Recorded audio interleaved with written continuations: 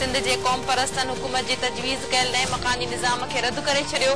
Ordinance जारी थियण जी सूरत में कारो ॾिहाड़ो मल्हाइण जो ऐलान। सिंध जे क़ौम परस्तन हुकूमत जे तजवीज़ कयल नए मकानी निज़ाम खे रद्द कंदे ऑर्डिनेंस जारी थियण वारे ॾिहाड़े कारो ॾींहुं मल्हाइण जो ऐलान कयो आहे। कराची में हैदर मंज़िल ते सिंध बचाओ कमेटी जो सैयद जलाल महमूद शाह जी सदारत में इजलास थियो। इजलास में बशीर कुरैशी, रियाज़ चांडीअ, गुलज़ार सुमरे, बैरिस्टर ज़मीर घुमरे, हाजी शफी जामोट, अयूब शर, कमर भट्टी, हरीफ चांडीअ ऐं ॿियनि अॻवाननि शिरकत कई। क़ौम परस्त अॻवाननि सिंध जी सियासी सूरतहाल ख़ासि तौर हुकूमत जे तजवीज़ कयल नए मकानी निज़ाम बाबति गौर वीचार कयो। इजलास में फ़ैसिलो कयो वियो त कराची ऐं हैदराबाद जी तारीख़ी हैसियत में बहाली ताईं को बि नओं निज़ाम क़बूल न कयो वेंदो। उन मौक़े ते ॻाल्हाईंदे सैयद जलाल महमूद शाह चयो त हू को बि अहिड़ो निज़ाम क़बूल न कंदा जेको सिंध जे अवाम जे मुस्तक़िल मफ़ादनि ख़िलाफ़ हुजे। हुन चयो त पीपी ऐं एमक्यूएम खे सिंध जो सौदो महांगो पवंदो। सईद जलाल महमूद शाह चयो त 19 नवंबर ते कमिश्नरी निज़ाम जे हक़ में गवर्नर हाउस आलो तारीख़ी धरणो हंयो वेंदो। सिंध बचाओ कमेटीअ जे सरबराह चयो त हुकूमत पंहिंजी इत्तेहादी धुर खे राज़ी करण लाइ नओं निज़ाम लागू कयो त ऑर्डिनेंस जारी थियण वारे ॾिहाड़े कारो ॾींहुं मल्हाए सिंध जा माण्हू सख़्त एहतजाज कंदा। सिंध जे क़ौम परस्त अॻवाननि चयो आहे त हू अहिड़ो को बि निज़ाम न क़बूलींदा जेको अवाम जे मुस्तक़िल मफ़ादनि जे ख़िलाफ़ हुजे। सईद जलाल महमूद शाह, बशीर कुरैशी ऐं ॿियनि अॻवाननि सिंध टीवी न्यूज़ सां पंहिंजा वीचार हिन रीत वंडिया आहिनि। सिविल एडमिनिस्ट्रेशन जो जेको कानून आहे उन जो इंतज़ामिया जो जेको स्ट्रक्चर आहे उहो आइन में डिक्लेयर थियल आहे। हीउ मरकज़ी हुकूमत जो निज़ाम, हीउ सूबाई हुकूमत जो निज़ाम। बल्दियाती निज़ाम सूबे जो हिकिड़ो खातो आहे। ठीकु आहे, हिते ईअं कयो वियो आहे परवेज़ मुशर्रफ जे टाइम में ख़ुशूसी तौर ते ईअं कयो वियो त सॼे सिविल एडमिनिस्ट्रेशन जेको आइन जो जे मातहत निज़ाम हो उन खे ज़िले जे मातहत निज़ाम जे मातहत कयो। असीं चऊं था त सिविल इंतज़ामिया खे अलॻि कयो वञे बल्दियाती निज़ाम। जेके बि सिविल एम्यूनिटीज़ आहिनि, जेके तव्हांजूं ही तव्हांजूं आहिनि लोकल काउंसिल्सियूं जेके आहिनि, उहे तव्हां भले उन्हनि जे लोकल गवर्नमेंट जे इदारनि जे मातहत कयो, पर सॼी इंतज़ामिया खे मातहत करे छॾे, डीसीए खे मातहत करे छॾिजे, डीसीओ जे सूरत में तमामु तालीम खे मातहत करे छॾिजे हुनजे। हीउ त रुॻो हिकिड़ो 12 सभु खाता जेको परवेज़ मुशर्रफ डिवॉल्व कया सूबाई खाता जेको आहे सो ज़िले जे मातहत कया, उन मां सिर्फ़ु हिकिड़ो खातो वापसि करे चवनि था असां हीउ त असीं सम्झूं था त हीउ नई बोतल में पुराणो शराब आहे।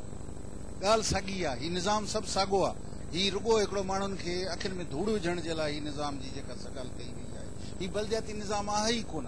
सिविल इंतज़ामिया जो निज़ाम आहे जंहिंखे बल्दिया जे मातहत कयो वियो आहे। असीं हिन जा मुखालिफ़। असां हिन खे जे अगरि अहिड़े क़िस्म जो नोटिफिकेशन जेको असीं सम्झूं था त गैर कानूनी गैर आइनी आहे, अगरि उहो कयो वियो असीं पहिरीं उन ई ॾींहं ते असां ब्लैक डे मल्हाईंदासीं। नंबर 2, 19 तारीख़ ते हिते असांजो वॾो एहतजाज आहे। उन खां पोइ असां पंहिंजो आइनी हक़ बि रखूं था त उनखे कंहिं बि कोड ऑफ लॉ में चैलेंज कयूं। असां सम्झूं था त पीपल्स पार्टी खे न सिंध प्यारी आहे, न सिंध जा माण्हू प्यारा आहिनि, न उहे माण्हू प्यारा आहिनि पीपल्स पार्टी खे जिन माण्हुनि पीपल्स पार्टी खे वोट कयो आहे। इन मां अंदाज़ो लॻाए सघो था त जिन माण्हुनि खे वोट कयो वियो उन्हनि कमशरी निज़ाम जे हक़ में फ़ैसिलो ॾिनो। हिकिड़े असेंबली जे मेंबरनि जे गॾियल फ़ैसिले राय जो जंहिं क़यादत वटि एहतराम ऐं इज़त नाहे, उहा पंहिंजे मुफ़ाहिमत जो नालो वठी सिंध खे तक़सीम जी तरफ़ वठी पिया वञनि। जेका ॻाल्हि सिंध खे क़बूल न हूंदी। सिंध असांजो तारीख़ी वतन आहे, सिंध असांजो मुल्क आहे, सिंध असांजी माउ आहे। उन ते को बि वार असां बर्दाश्त न कंदासीं।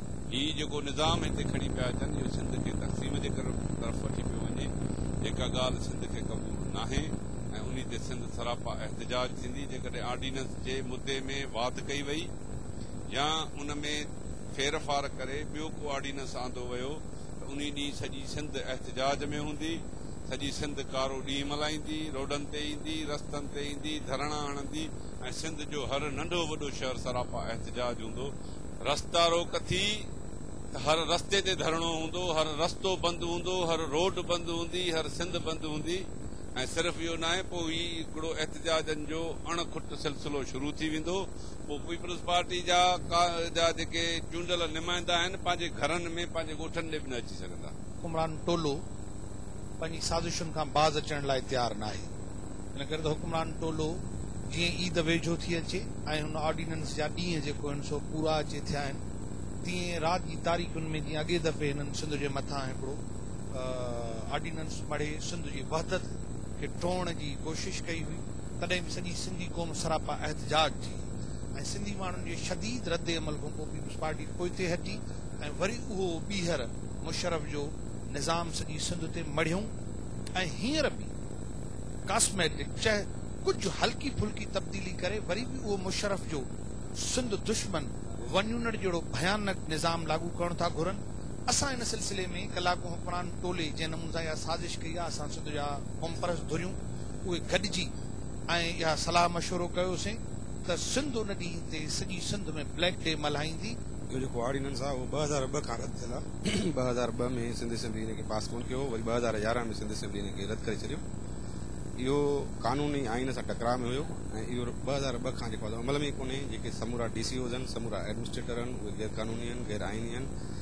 ऐं नंबर ॿियो सिविल एडमिनिस्ट्रेशन आइन तहत क़ाइमु थियल आहे, उहा सूबाई गवर्नमेंट जे अंडर में आहे। सिविल एडमिनिस्ट्रेशन खे मकानी इदारनि जे ताबे नथो करे सघिजे, उहा आइनी ख़िलाफ़ वर्ज़ी थींदी। उन जे लाइ जेकॾहिं सरकार चाहे त उहा आइन में तरमीम करे सघे थी, अदरवाइज़ नथी करे सघे। उन जे करे ही जेका सिविल एडमिनिस्ट्रेशन सिंध में ख़तमु करे उनखे लोकल गवर्नमेंट जे अंडर कयो वियो आहे। वरी लोकल गवर्नमेंट में कोन्हे, एडमिनिस्ट्रेटर आहिनि।